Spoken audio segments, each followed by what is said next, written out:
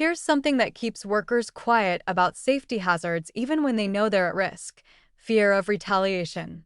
And that fear is absolutely justified because despite legal protections, workers who report unsafe conditions routinely face consequences.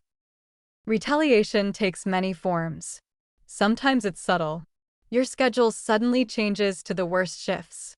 You're assigned to the most undesirable tasks. You're excluded from overtime opportunities, which cuts your income. You're left off important communications.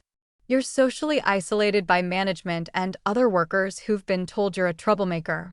These forms of retaliation are hard to prove because employers can claim they're legitimate business decisions.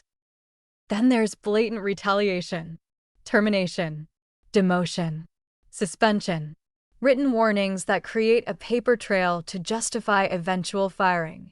These are easier to identify as retaliation, but they're also devastating to workers who may not have the resources to fight back legally. From a legal standpoint, there are protections.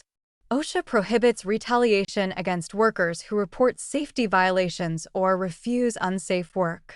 The process for filing a retaliation complaint has specific timelines and procedures.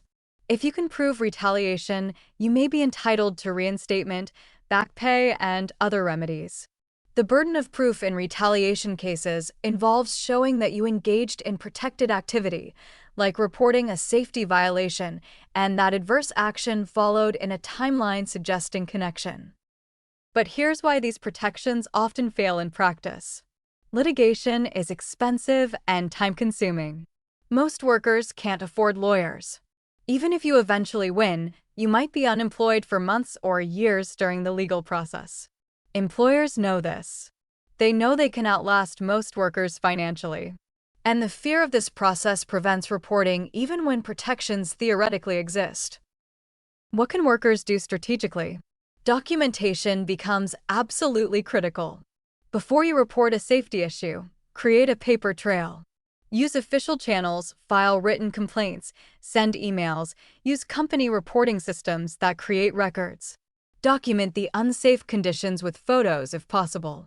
Note dates, times, witnesses. If you experience retaliation, document that too: every schedule change, every assignment, every conversation. Understanding timelines is crucial.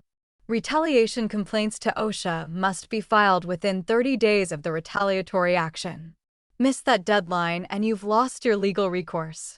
Keep detailed records so you know exactly when things happened. Let me share some outcomes. There are success stories where workers successfully fought retaliation.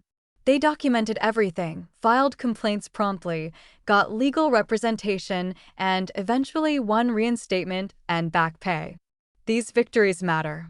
They set precedents and send messages that retaliation has consequences. But there are also cautionary tales. Workers who reported legitimate safety hazards and were fired. They filed complaints, went through lengthy legal processes, and eventually gave up because they couldn't afford to continue without income. Or they won technical victories but never got their jobs back because the workplace had become so hostile that returning wasn't realistic. Legal protections proved inadequate because the power imbalance was so severe. This is where collective action becomes important. Unionized workers have significantly stronger protection against retaliation.